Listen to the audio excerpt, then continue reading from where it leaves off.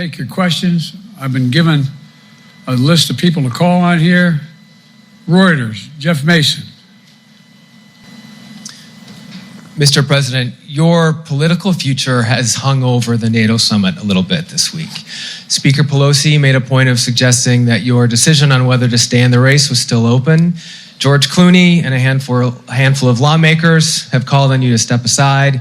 Reuters is reporting tonight that UAW leadership is concerned about your ability to win. UAW just endorsed me, but go ahead. Thank you. My question for you is, how are you incorporating these developments into your decision to stay? And separately, what concerns do you have about Vice President Harris's ability to beat Donald Trump if she were at the top of the ticket?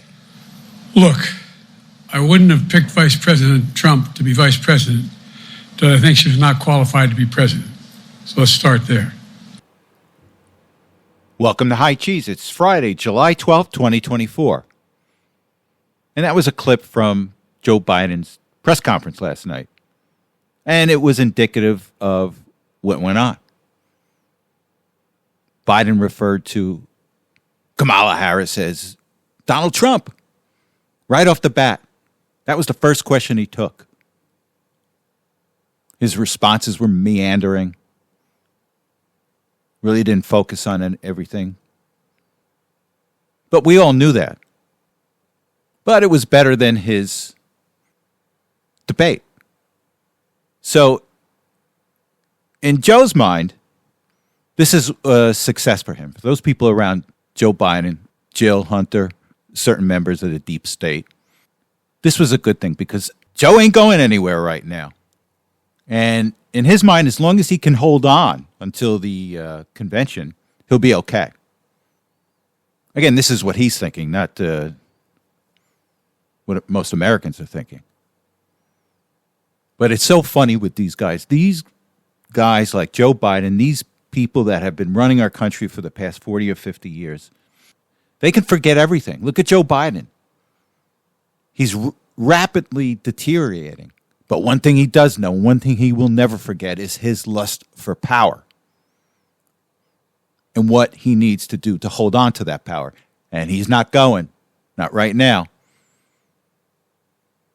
Now, I'm going to speculate about some things about the near future that could take place, but right now, Joe ain't going anywhere. And one thing, and this is one thing, I'm going to go off on a little tangent here. During this press conference, we heard one of the reporters, Mason, bring up George Clooney. Well, George Clooney doesn't like you. You got to go because George Clooney said so.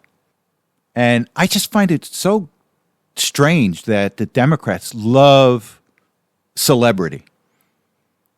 They love famous people. But you should not be surprised because the Democrat Party has been preying on these low-information voters. That's what Rush Limbaugh used to call them, low-information voters. Oh, let's listen to actors. Let's listen to YouTube stars. They'll tell us what to do because we really don't know. And this is what the Democrats have been preying on. So Hollywood wants Joe to go. George Clooney wants Joe to go. So you got to go, Joe. Well, again, Joe's not going. Well, we're going to hold back some money. We're not going to give you any more donations. I don't think that Joe Biden cares right now. Oh, you're not going to give me money? Tough luck. You got nowhere to put the money because I'm not leaving. I think that's what Joe's position is. Again, it's all about clinging on to power. And as bad as his mind is right now, he knows how to cling on to power. So what this press conference did, for those people that want Joe to stay, it wasn't a disaster. It allows Joe to live on for another week. And for those Democrats that want Joe gone, it still was enough fodder for them to continue trying to get rid of Joe Biden. And it was a good week for Donald Trump, too. Because quite frankly, the Trump campaign wants a weakened Biden. They want a weakened Democrat Party on this. So they're quite happy. You know what? Continue beating up Joe Biden. We're happy with that. And they'd rather see a beat up Joe Biden, a weakened Joe Biden, And they know they can beat Joe Biden in November versus the unknown, versus somebody else that they put in there. Kamala Harris, Gavin Newsom, whoever. So they'll take Joe Biden in this state right now. So it was a good week for Donald Trump, too. Now, here's one thing to be aware of. Joe Biden is trying to position himself as someone that's fighting the elites right now. He's already come out and tried to raise that up the flagpole and say, hey, I'm fighting the party elites. See, I'm just like Donald Trump. I'm fighting the elites. And that's how he's going to try to position himself. Now, Chris Matthews, he reared his head this past week. He said the same thing. He said, Joe Biden is going to fight the elites, and he's going to try to take away that position from Donald Trump. Well, I don't think that's going to work. So, like many of these corrupt politicians, they can always be bought for a price. And one of my sources revealed to me that they're in negotiations privately to have Joe Biden move on. And Joe Biden wants $500 million to step down. $500 million. That's Joe Biden's price. Now, you asked, well, how are they going to do this? Well, it's a fine line both sides have to walk. Now, the first thing is maybe they can secure financing for Joe Biden's presidential library. Maybe they'll establish a big fund for Joe Biden's presidential library. Maybe there's some contracts that they'll give people connected to Joe Biden so they can make money. Maybe there's a book deal out there that they'll give Jill Biden. Or maybe Joe Biden, too. So there's many ways that they can pay off Joe Biden. But they have to walk a fine line because you want to avoid a quid pro relationship because that's criminal. And the other thing, too, is that Biden's going to have to trust these people that they're going to do what they said they're going to do after Joe Biden steps down. So I don't think there's any trust there. So I'll be very surprised if Biden takes that bid. Now, the other thing, and I think I mentioned it before, is that, look, there's scheming going on behind the scenes at the convention where the party bosses are going to try to put pressure on those Biden delegates to now vote for Joe Biden. Now, you have to understand there's many of these so-called super delegates in the Democrat Party. And they have a say and they have a vote for president during the convention. And I think if you add them all up, I think all they have to do is pick off 15-20% of Biden's delegates in order to have them not pick Joe Biden. Now, the fight behind the scenes is going to, well, who are all these super delegates going to pick for president? Kamala, Newsom, Whitmer. So they have to get all those ducks in a row, too. But they are scheming behind the scenes to do this to Joe Biden. But for right now, Joe Biden is hanging on. He's not going anywhere. So we shall see. Well, NATO was in town this week, as well as Ukrainian leader Zelensky. So Zelensky's shilling to try to get into NATO. And it was quite funny. Earlier in the day, before the press conference, Biden had a public appearance with Zelensky and referred to Zelensky as Putin. So the hits keep on coming. But, you know, I have to continue to talk about Ukraine because it's such bad policy.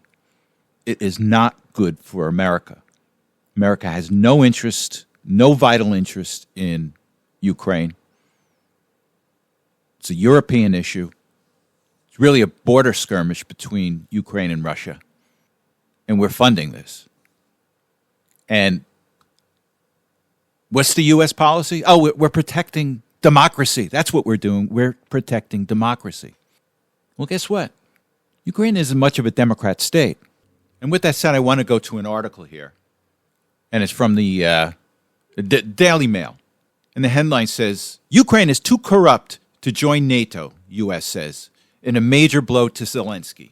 Ukraine is too corrupt to join NATO. The U.S. is set to tell leader Volodymyr Zelensky in a major blow to his nation's security ambitions. The defense bloc will request at its annual summit next week in Washington, D.C., that Ukraine takes additional steps before formal membership talks progress, a senior U.S. official told The Telegraph. Zelensky has been pushing for NATO ascension after Russia's brutal invasion.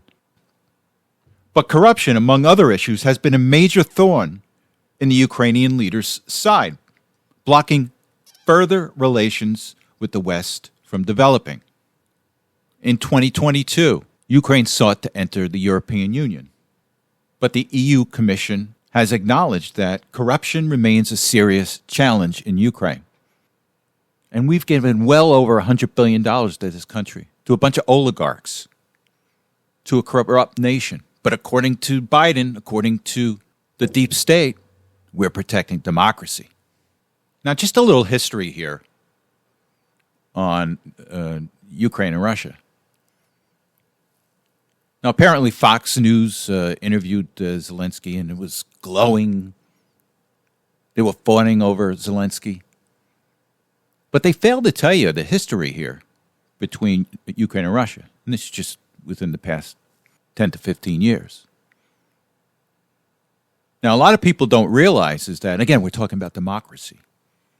Well, there was a coup in 2014 that was orchestrated in part by the United States to overthrow the duly elected president in Ukraine. And the reason there was a coup is because they felt that the duly elected president was not pro-Western enough. Oh, that's a democracy? You've got Zelensky that's banned elections. You've got Zelensky who's banned churches, banned opposition parties. I think is still running under martial law.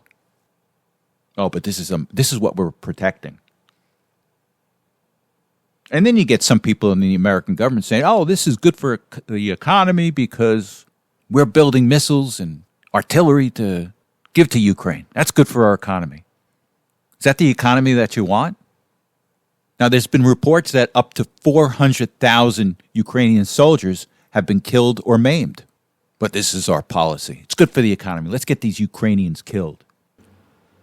And then let's take a look at the eastern portion of Ukraine, the Luhansk region and the Donbass region. Well, there's a vast population in those two areas that identify as being Russian. And the Ukrainian government, for a number of years prior to the Russian invasion, has been at war with these areas. It's a democracy. And then the last one is absurd, too. Oh, well, if Ukraine fails to win the war, then Russia is going to attack Europe. And this is just bizarre. Now, Russia's having a hard time with Ukraine. Now, they're winning the war, but they're having a hard time with Ukraine. Do you think they have the capacity to take on NATO? So this argument just falls flat that they're going to go into Europe if they win in Ukraine. Another issue is a nuclear war. Russia has the most nuclear weapons in the world today, and our policy is slowly edging us to a nuclear war. But again, it's just bad policy. And quite frankly, I do believe Donald Trump will be able to fix this war in a short period of time and prevent World War III, stop all this killing, and bring on a more peaceful world. So we shall see. Okay, on Wednesday, the House passed the SAVE Act, which would require those voting in federal elections to prove that they are American citizens. And the total vote was 216 Republicans and 5 Democrats voted to pass the SAVE Act. Meanwhile, 198 Democrats voted against requiring proof of citizenship for federal elections. So what is the motive here with the Democrat Party? Do they believe that everyone that comes to America has a right to vote? Is that what they're saying here? I do believe that a good majority of these Democrats do believe that all of the world's citizens have a right to be American. They have a right to vote in American elections. Now, there's also been stories about that certain organizations are urging illegal migrants to register to vote.